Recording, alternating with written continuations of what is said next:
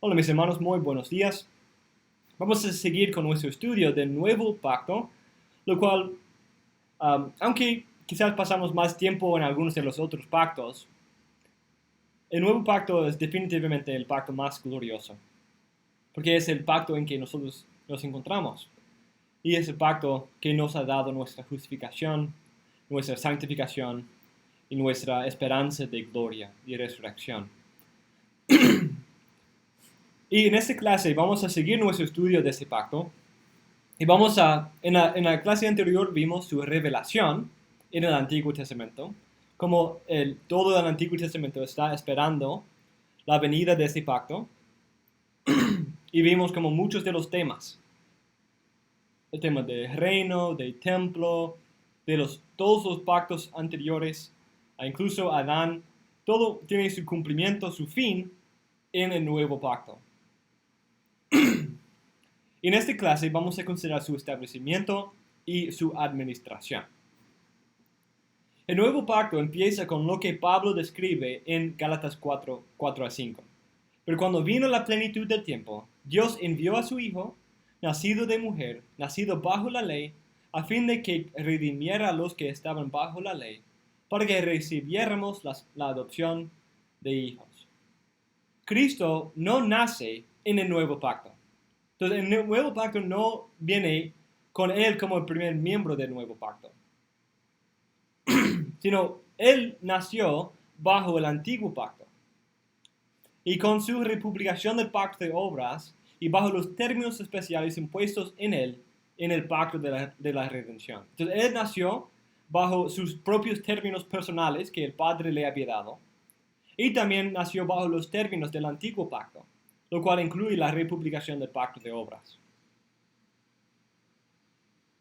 Pero como el Antiguo Testamento y el Antiguo Pacto había revelado este Mesías, o segundo Adán, tienes que hacer lo que Adán no pudo y deshacer lo que hizo. Entonces tuvo que nacer como un hijo de Abraham, circuncidado conforme a la ley, con toda la obligación del pacto de obras impuesto en los hijos físicos de Abraham. El pacto de gracia no se estableció con el quebrantamiento del pacto de obras en Génesis 3:15, como si Dios pudiera dar al hombre vida en el cumplimiento de un estándar inferior al pacto de obras, sino se estableció cuando Cristo cumplió los términos del pacto de obras. Entonces déjeme repetir eso. Eso es algo que hemos visto antes, pero el nuevo pacto, o el pacto de gracia, no se establece sobre el fundamento del pacto de obras quebrantado, sino se establece sobre el fundamento del pacto de obras cumplido por Cristo. Como Denault dice, los bautistas no concibieron la naturaleza incondicional del nuevo pacto como procedente de la abolición del pacto de obras. Por el contrario, el nuevo pacto era incondicional según ellos, ya que el pacto de obras ya se cumplió. Así el nuevo pacto era incondicional para todos sus miembros, pero no para su mediador, Cristo.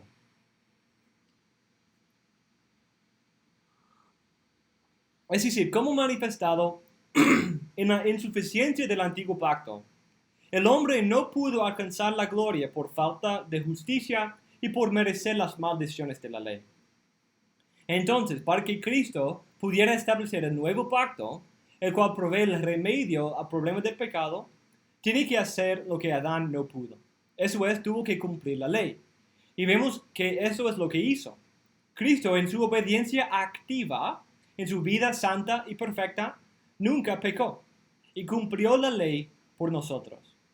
Cristo obedeció donde Adán desobedeció, como Pablo afirma. Porque si por la transgresión de uno, por este reinó la muerte, mucho más reinarán en vida por medio de uno, Jesucristo, los que reciben la abundancia de la gracia y el don de la justicia. Así pues, tal como por una transgresión resultó la condenación de todos los hombres, así también por un acto de justicia resultó la justificación de vida para todos los hombres. Porque así como por la desobediencia de un hombre los muchos fueron constituidos pecadores, así también por la obediencia de uno los muchos serán constituidos justos. Por el otro lado, Cristo tuvo que deshacer lo que Adán hizo. Y lo que Adán hizo fue traer el pecado, la muerte y la condenación a toda su descendencia. Pero Cristo deshace su obra a través de morir en el lugar de su pueblo, tomando la maldición de la ley que su pueblo merece. Y como Gálatas 3 dice, Cristo nos redimió de la maldición de la ley, como habiéndose hecho maldición por nosotros. Porque escrito está, maldito todo el que cuelga de un madero, a fin de que en Cristo Jesús la bendición de Abraham viniera a los gentiles, para que recibiéramos la promesa del Espíritu mediante la fe. Cristo cumplió nuestra justicia y obedeció la ley que nos obligaba. También Cristo tomó nuestra deuda, nuestra muerte, y recibió la maldición e ira que nosotros merecíamos. Es esta obra de Cristo que forma el establecimiento del nuevo pacto. Como Cristo mismo parece indicar cuando Él instituye la cena del Señor y dice que su sangre derramada es la sangre del nuevo pacto. Esa copa es el nuevo pacto en mi sangre que es derramada por vosotros. Como vimos en los pactos del Antiguo Testamento, la sangre de un sacrificio a menudo marcaba el establecimiento de un pacto o la solemnización y formalización de un pacto. En el nuevo pacto también vemos el derramamiento de la sangre, pero de Cristo, quien sella con su sangre y compra el nuevo pacto. Ese nuevo pacto no se establece con maldiciones pactuales futuras, como significaba los sacrificios. Entonces los sacrificios decían, hay una maldición si desobedeces. Sino en el nuevo pacto se establece sobre la sangre de Cristo, quien había tomado las maldiciones de un pacto anterior. Noten ese lenguaje. El nuevo pacto no se establece con un sacrificio simbólico que decía, hay una maldición y muerte para los que quebrantan este pacto, sino se establece sobre la sangre de Cristo, quien murió pagando las maldiciones de un pacto anterior. Entonces, el nuevo pacto no se establece con maldiciones futuras, sino con maldiciones pasadas. Afirma, la maldición ha sido quitada. Y ahora en Cristo solo hay perdón y vida. Esa sangre de Cristo selló los beneficios del pacto a todos los miembros de este pacto y al mismo tiempo aseguró que no quedara maldición ni obligación ninguna para ellos. Como vimos en los pasajes claves del Antiguo Testamento, hay una conexión íntima entre la recepción de la maldición del Antiguo Pacto y el establecimiento del Nuevo Pacto. Eso se realiza en dos maneras. En Isaías 53 a 54 podemos ver cómo el Mesías mismo tiene que tomar la maldición de la ley y ser herido para poder proveer el perdón y justificación ofrecidos en el Nuevo Pacto. Entonces, el Mesías mismo es maldito bajo el antiguo pacto para proveer el Nuevo Pacto, para proveer y asegurar los beneficios del Nuevo Pacto. Pero en Deuteronomio, Jeremías y Ezequiel, notamos que el pueblo judío recibe la plenitud de la maldición del pacto mosaico. Es muy triste considerar como el evento que significaba el cumplimiento del antiguo pacto y la entrada de un nuevo pacto para los que creían, al mismo tiempo significaba la destrucción de los judíos que confiaban en su circuncisión externa y no creían en la promesa. El mismo evento en que el Mesías da su vida en rescate por muchos es cuando los judíos rechazan el último profeta, el propio Hijo de Dios, a quien Dios les envía para que se arrepintieran. El rechazo del Mesías por los judíos conduce a su recepción, el rechazo del Mesías por los judíos que conduce a su recepción de la maldición de la ley, es el mismo evento que conduce a la recepción de la maldición de la ley por los judíos. Entonces, el mismo evento, cuando los judíos rechazan al Mesías, eso es lo que hace que el Mesías mismo recibiera la maldición de la ley por nosotros, pero es también lo que significa la maldición de la ley para los judíos que no creen. Cuando Cristo promete destruir el templo y establecer un nuevo pacto, para los creyentes es el cumplimiento de la venida de la esperanza. Pero para los que confiaban en sus propias obras y orgullo, era maldición y desolación. Eso nos lleva a considerar los varios aspectos de ese pacto. Este pacto es un pacto entre los elegidos y Dios, pero con Cristo como el mediador y cabeza federal. Este pacto es incondicional para los elegidos porque descansa en el cumplimiento de los términos del pacto de obras por Cristo, quien es la cabeza federal. Entonces los beneficios debidos a Cristo se imputen a su pueblo, a todos los miembros de su cuerpo como la cabeza. Para los elegidos solo hay beneficios que se ofrecen. Y vamos a considerar esos beneficios más en la próxima parte. En ese pacto, Dios promete otorgar todos los beneficios al pueblo de Cristo, basado en su obra y obediencia. Esos beneficios solo se reciben a través de unión con Cristo por la fe, lo cual también es asegurado y comprado por Cristo en su obediencia a los términos del pacto de la redención.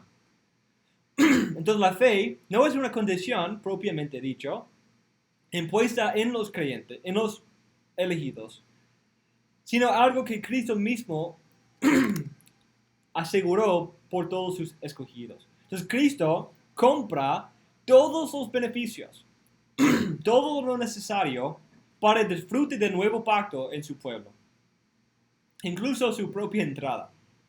La aplicación de este pacto y los beneficios es asegurada por Cristo en su obra.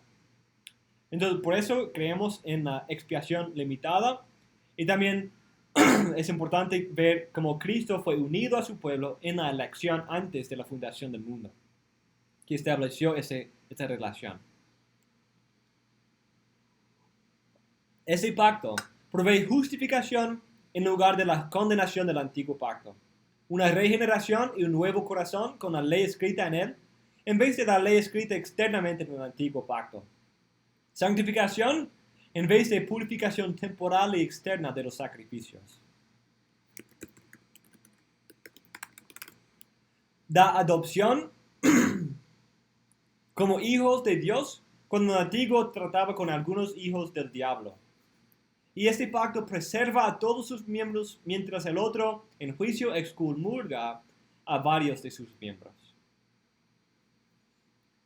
Entonces, eso nos lleva a considerar su administración. Habiendo visto el establecimiento de este pacto en la obra de Cristo, lo cual asegura todos los beneficios a todo su pueblo, ¿cómo se administra? Y cuando hablamos de la idea de la administración de un pacto, quizás eso es un poco confuso, pero lo que queremos decir con eso es que tenemos que poder responder ciertas preguntas. Pactos hechos con muchas personas tienen una administración más compleja. Por ejemplo, tenemos que decir, ¿cómo es que alguien puede entrar a este pacto? Y si el pacto es establecido en un momento y se espera que otros en una generación futura van a entrar, ¿cómo es que ellos entran? Segundo, ¿cómo es que podemos asegurar o sellar a esa generación futura los beneficios del pacto? Si ellos pueden entrar, ¿cómo es que el pactante original puede asegurarles todos los mismos beneficios? Porque ya ellos se entraron en un tiempo muy después. Entonces, si yo ofrezco beneficios y un pacto contigo y digo que yo te voy a bendecir y proveer por tu familia por 10 generaciones. Mi familia va a cuidar de tu familia para siempre. Entonces, ¿Cómo es que el tartanieto puede estar asegurado de esos beneficios?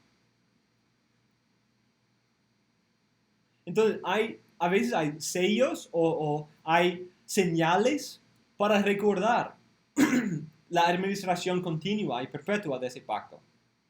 También hay preguntas como, ¿quién va a ejecutar la maldición del pacto? Entonces, si pensamos de dos reyes, ¿quién tiene la autoridad de ejecutar esa maldición del pacto? ¿Hay una señal de alguna manera que sirve para marcar la entrada en el pacto? ¿Hay algo que los miembros de ese pacto llevan en su carne o en sus manos, en sus frentes, que marca su pertenencia a ese pacto? ¿O hay una idea que sirve como un recordatorio perpetuo del pacto para recordar como que ese pacto sigue vigente? Entonces, todas esas preguntas tienen que ver con la administración. Ya habiendo sido establecido, ¿cómo es que ese pacto siga en su gobierno, en su administración, sigue otorgando sus beneficios incluso a nuevas generaciones? ¿Y cómo es que da la promesa, certeza y seguridad de recibir esas promesas, esos beneficios? ¿Ok? Entonces, eso es lo que queremos contestar en esa parte sobre el nuevo pacto. En primer lugar, el nuevo pacto solo se entra a través de la fe en la promesa. Es así que los santos bajo el antiguo pacto lo entraron. Y ellos sirvieron como nuestro ejemplo para mostrar que solo viene a través de la fe y no por una parentela física ni la circuncisión física. Entonces, yo creo que el Nuevo Testamento es bastante claro sobre esa idea. Solamente se entra a través de la fe. Todos dirían eso, excepto los legalistas quizás. Pero todos dicen que solo se entra a través de la fe.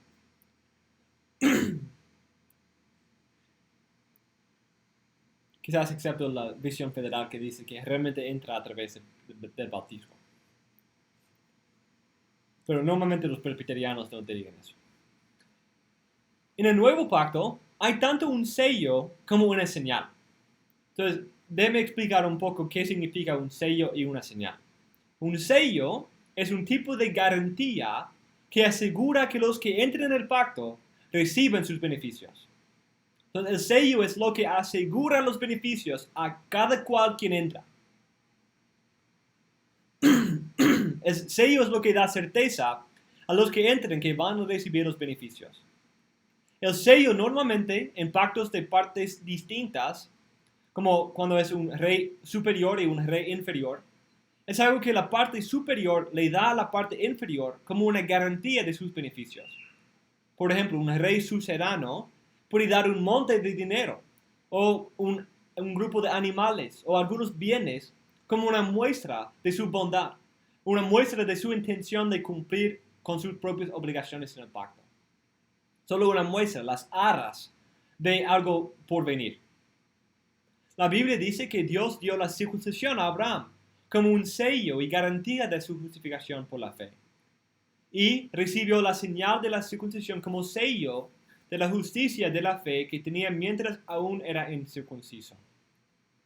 La circuncisión sí servía como un sello para Abraham, pero para sus hijos era más una señal de su propia obligación en el pacto.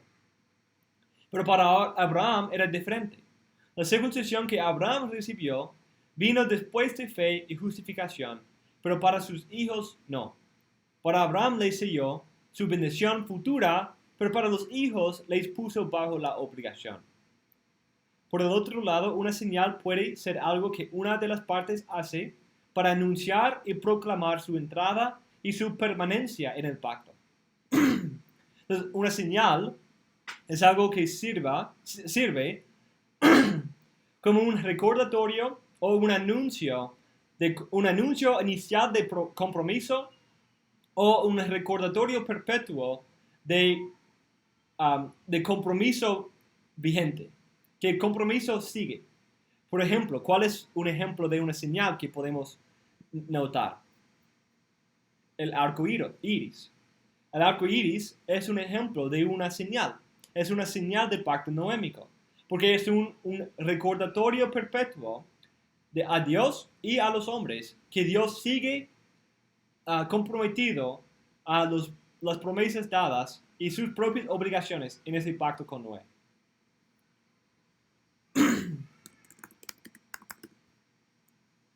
Entonces, ¿cuál es el sello del nuevo pacto? ¿Cuál es el sello?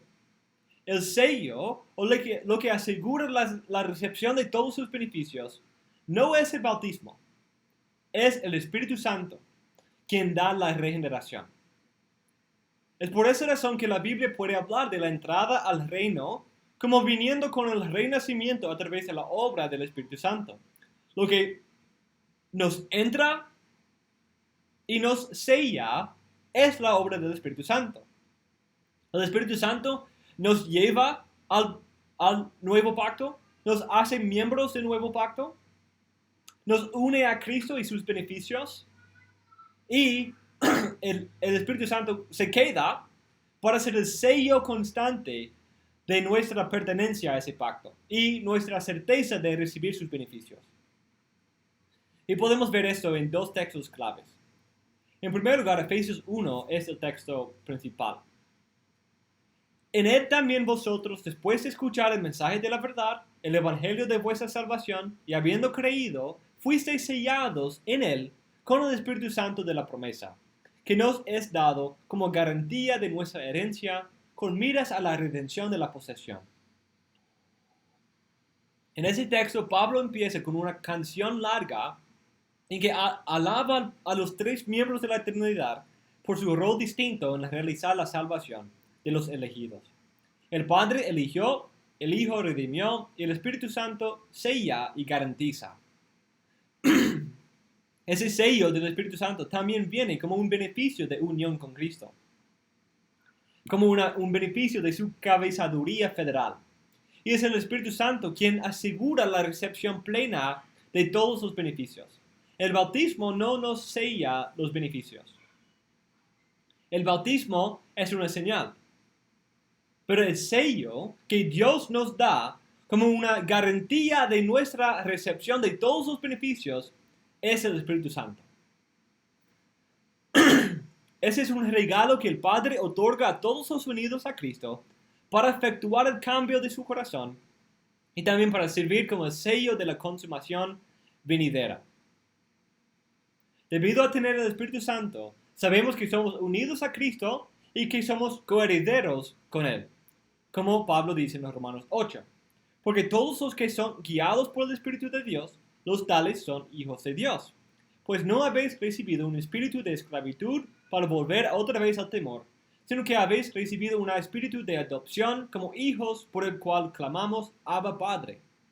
El Espíritu mismo da testimonio a nuestro espíritu de que somos hijos de Dios. Y si hijos, también herederos, herederos de Dios y coherederos con Cristo. Si en verdad padecemos con Él, a fin de que también seamos glorificados con Él. El Espíritu Santo nos entra en la membresía de este pacto por la regeneración, nos sella de todos sus beneficios y sirve como un testigo constante de nuestra seguridad en el pacto. Entonces, el Espíritu Santo nos entra al pacto por regeneración. El Espíritu Santo nos sella con sus beneficios por quedarse en nosotros y seguir santificándonos. Y también sirve como un testigo personal de ese acuerdo eterno entre el Padre y el Hijo en nuestro oído, en nuestra alma, dándonos testimonio que nosotros pertenecemos a Dios y somos partes de ese pacto. Pensando en el rol del Espíritu Santo en sellar esos beneficios a su pueblo, Pablo puede decir, pero si alguno no tiene el Espíritu Santo, Espíritu de Cristo, el tal no es de él. El segundo texto clave es 2 Corintios 1, que dice, pues tantas como sean las promesas de Dios, en él todas son sí, pero eso también por medio de él, amén, para la gloria de Dios por medio de nosotros. Ahora bien, el que nos confirma con vosotros en Cristo, y el que nos ungió es Dios, quien también nos selló y nos dio el Espíritu en nuestro corazón como garantía. Todas las promesas de Dios son sí y amén en Cristo. Todas reciben su cumplimiento en unión con Él. y no fuera de Él. Entonces Cristo lo hace seguro que Dios va a dar sus beneficios a otros. Es decir, unión con Cristo es esencial para recibir el cumplimiento de las promesas. Como Philip Griffiths dice, la unión con Cristo es sin duda la bendición más importante y gloriosa que el creyente nunca recibirá, porque es debido a esta que todas las otras bendiciones se hacen posibles. Pero, ¿cómo es que nosotros podemos estar seguros de ser partícipes en su obra? Entonces es una cosa decir que la obra de Cristo asegura los beneficios a todo su pueblo.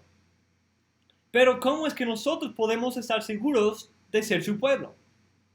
Entonces es una cosa saber que los beneficios son seguros, y es otra cosa saber que son seguros para mí. Son seguros para personas que son unidos a Cristo. Para recibir los beneficios, tenemos que ser unidos a Cristo. Y es por eso que Dios envía al Espíritu Santo como un sello de los beneficios de Cristo a todos los elegidos. Nadie fuera de Cristo recibe este sello del Espíritu, pero todos los que lo tienen son los hijos de Dios y reciben la garantía de todos sus beneficios eternamente. El Espíritu Santo sirve como las arras de esta obra. Sirve como la garantía, el sello de ese nuevo pacto. Entonces, si nosotros tenemos el Espíritu Santo, tenemos un testigo de los compromisos hechos entre Dios y el Padre para decirnos que nosotros somos uno de su pueblo, uno de sus hijos. También tenemos la garantía que si Dios nos ha dado el Espíritu Santo, nos va a dar más, y todos en el futuro. Qué glorioso es el nuevo pacto. El nuevo pacto no solamente tiene un sello, también tiene una señal. Una señal es una manera en que el miembro del pacto anuncia públicamente delante de testigos de su entrada en el pacto. O puede ser algo que se usa perpetuamente como un recordatorio de los compromisos en el pacto. Entonces, una señal sirve para marcar la entrada, decir, yo, como alguien que era antes fuera de ese pacto, anuncio mi entrada y mi identificación con este pacto a través de esta señal. Y me tomo esa señal como una marca de mi pertenencia a este pacto. Entonces, esa es cómo funciona una señal. Puede ser una señal que, como Dios sigue dando, como el arco iris, por decir, yo sigo comprometido con ese pacto. Eso es lo que el arco iris dice de Dios. Él sigue comprometido con el pacto. También una señal puede funcionar como una declaración de entrada de compromiso con el pacto. Es algo para asegurar el compromiso de una parte a las obligaciones o los términos del pacto. Para un pacto condicional, esa señal sirve como una formalización de los compromisos a las obligaciones. Pero en el nuevo pacto, la señal sirve como una declaración pública de que uno es unido a Cristo y todos los beneficios que se encuentran en él.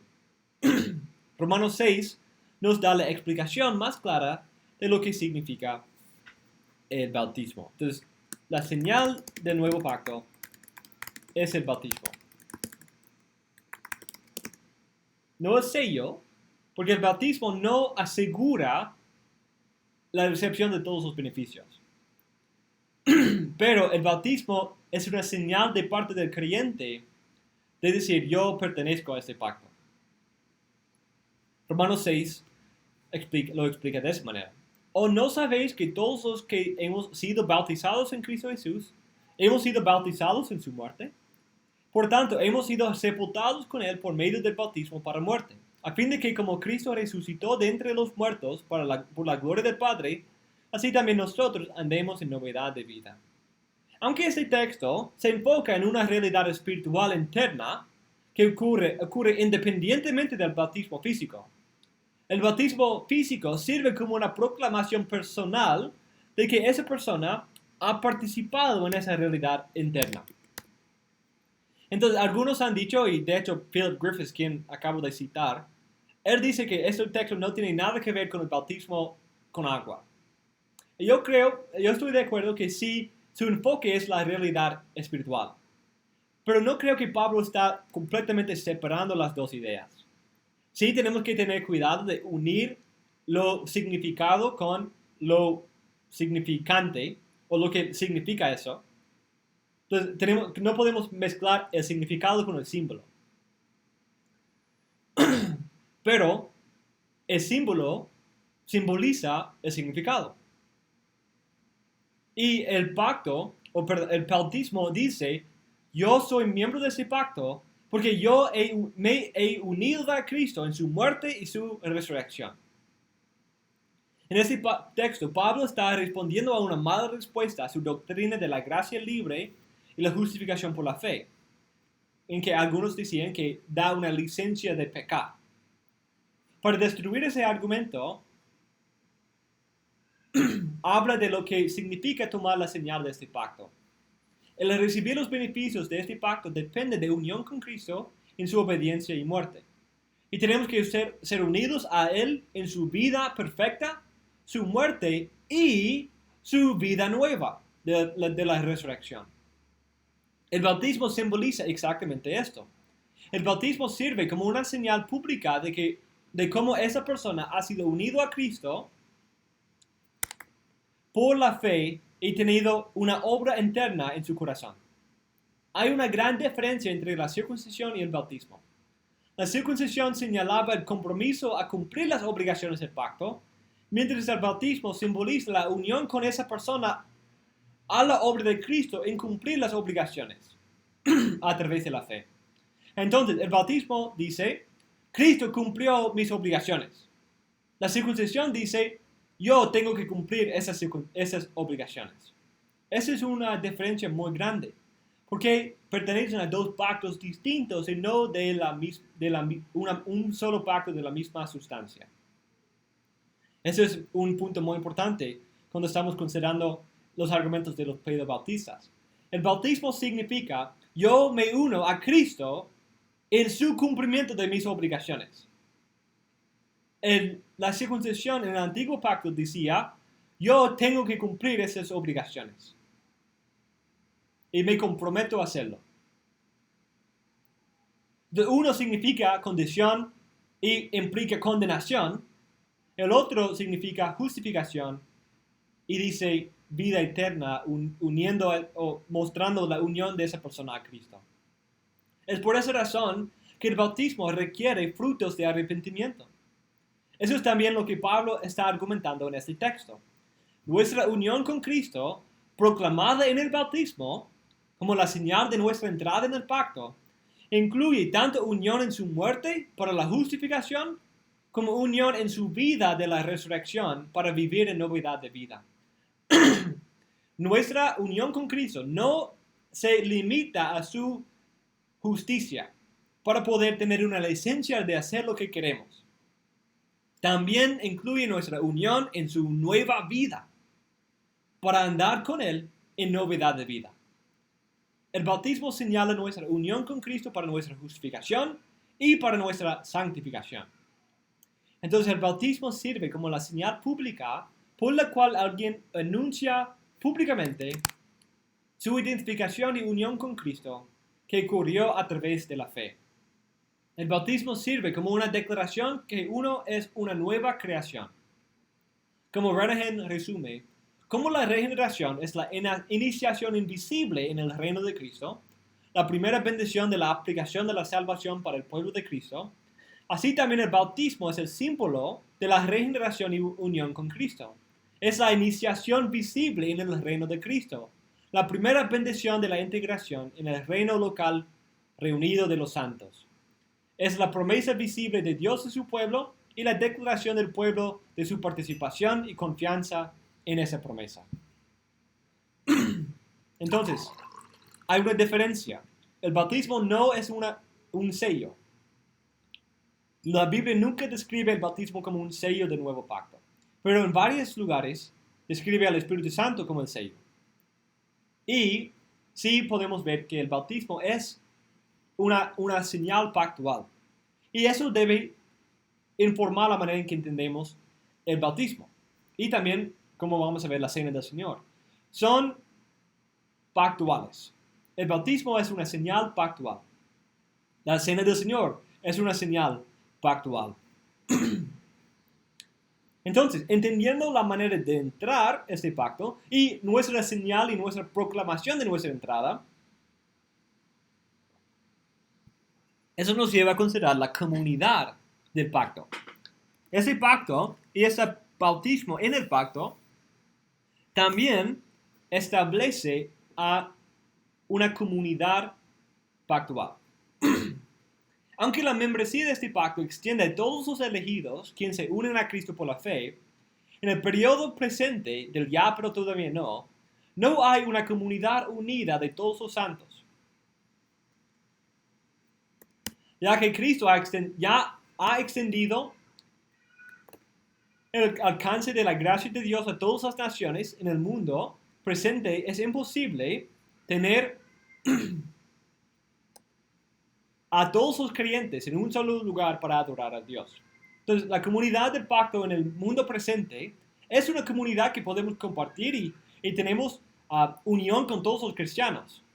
Pero en cuanto a formando una asamblea, comunidad local, no puede incluir a todos los creyentes hoy. Aunque eso sí será la realidad en la consumación. Hoy en día, Cristo ha diseñado que esa comunidad del pacto se reuniera en varias asambleas locales o iglesias. Esas iglesias locales sirven como una manifestación pequeña de lo que la comunidad de los santos un día será cuando todos se reúnen en la presencia de Dios. Pero la iglesia sirve hoy en día como la inauguración del templo reino escatológico a través del don del Espíritu Santo, y cada asamblea particular tiene la certeza de tener la presencia personal de Dios entre ellos. Entonces, aunque son una expresión pequeña y particular y local y visible de esa realidad espiritual, todavía tiene la promesa de la presencia de Dios y es realmente una comunidad de pacto. George Voss equiparó a la iglesia con la etapa inicial del reino consumado de Dios del fin de los tiempos, cuando dijo: ella, la iglesia, forma un vínculo intermedio entre la vida presente y la vida de la eternidad. Ahora bien, para él, Jesús, no había esa aguda división entre el reino de la iglesia y el reino final que hay para nosotros los que vivimos en la tierra. Para él, la consumación del reino en el que todo se cumple comenzó con su resurrección y ascensión, cuando la iglesia fue inaugurada. También, como Renan dice, el reino de Cristo es una manifestación inaugurada del reino escatológico de Dios. Es donde el futuro se encuentra con el presente, y el presente se inserta en el futuro.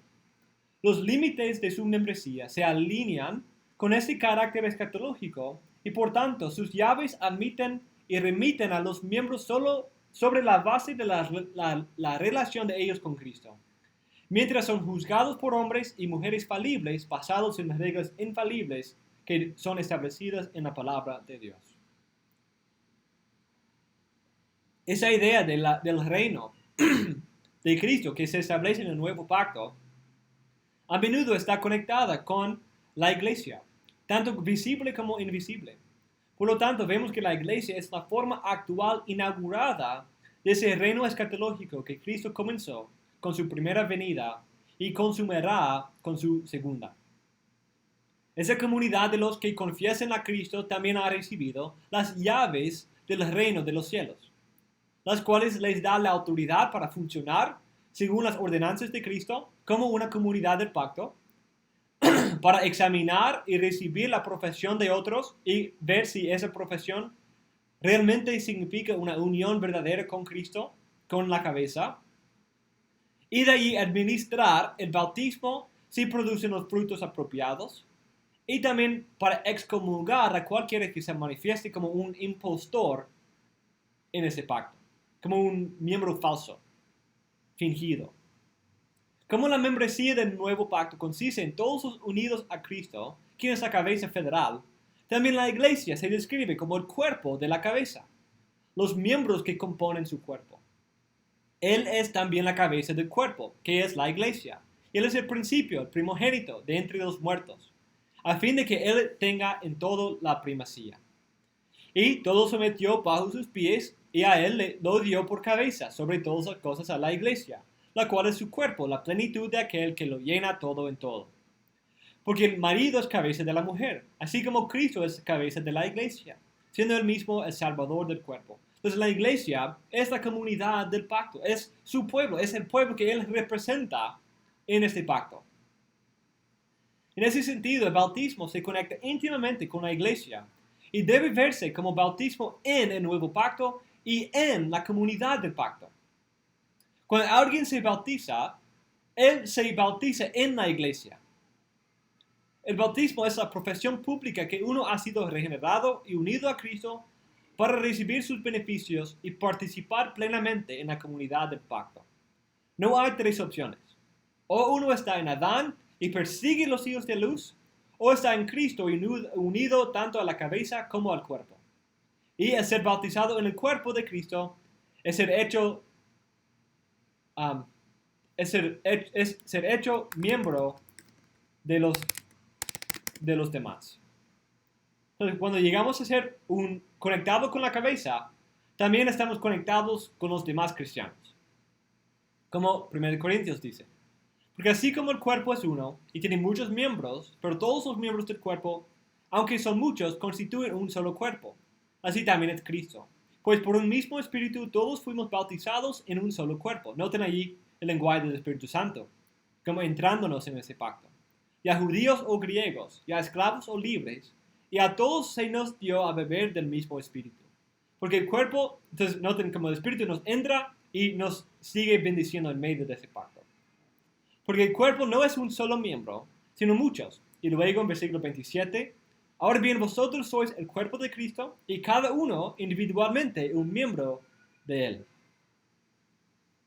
Por lo tanto, la iglesia es la inauguración de ese templo reino del fin de los tiempos que eventualmente llenará al mundo entero en cumplimiento del mandato dado a Adán.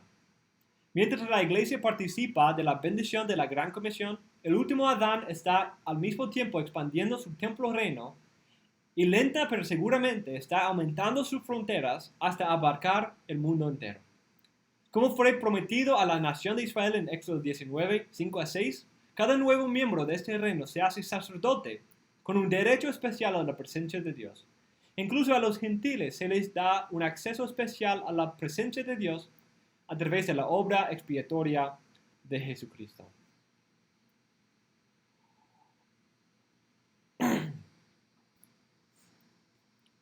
En último lugar, esta comunidad de pacto también tiene una fiesta conmemorativa, una comida conmemorativa. Como el bautismo, la cena del Señor sirve como una manera de hacer visible las promesas del pacto. El bautismo significa yo me uno a los beneficios de este pacto. Yo me identifico con este pacto, me identifico con Cristo, uniéndome a sus beneficios. Y es una señal de entrada. Pero la cena del Señor sirve como la señal perpetua. El bautismo no es algo que se repite. Pero una vez se entra, proclamada a través del bautismo, la cena del Señor ahora sirve como la señal perpetua, como el recordatorio y conmemoración perpetua de ese pacto.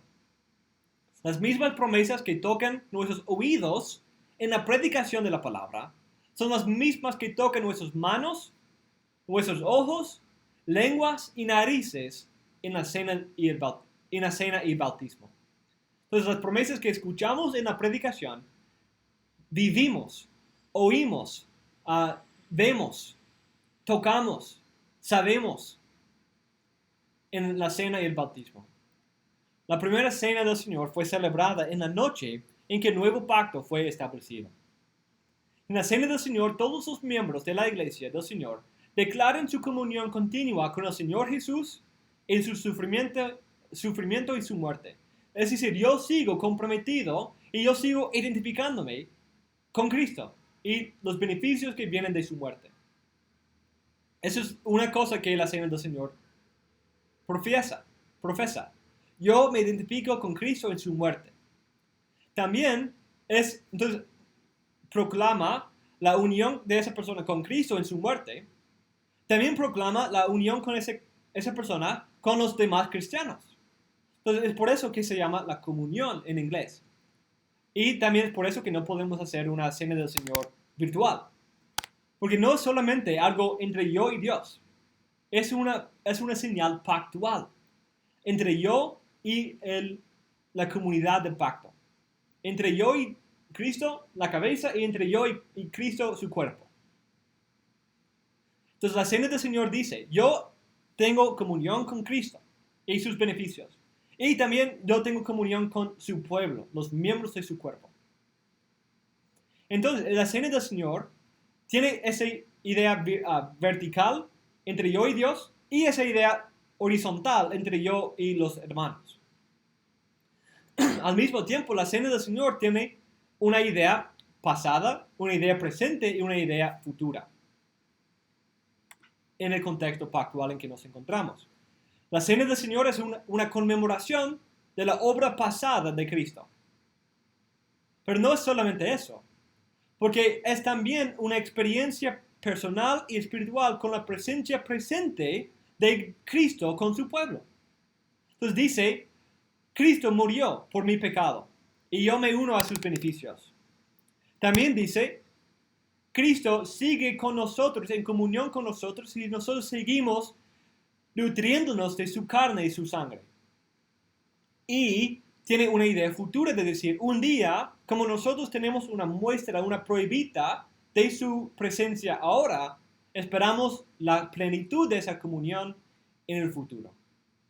Entonces dice, yo me uno a los beneficios que al mismo tiempo aseguran la realidad futura de una vida eterna con Cristo en su presencia.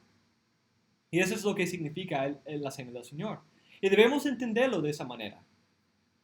Debemos entender las implicaciones pactuales de estas ordenanzas. En conclusión, debido a la manera presente de la administración de este pacto y la firmeza de su fundamento en la obra de Cristo, el nuevo pacto asegura tanto los beneficios presentes a la iglesia como los beneficios futuros en el reino consumado. La obra de Cristo es la causa necesaria para la consumación de la resurrección, el reino de Dios y la vida eterna, lo cual significa que sin Cristo no hay esas realidades. Él es necesario.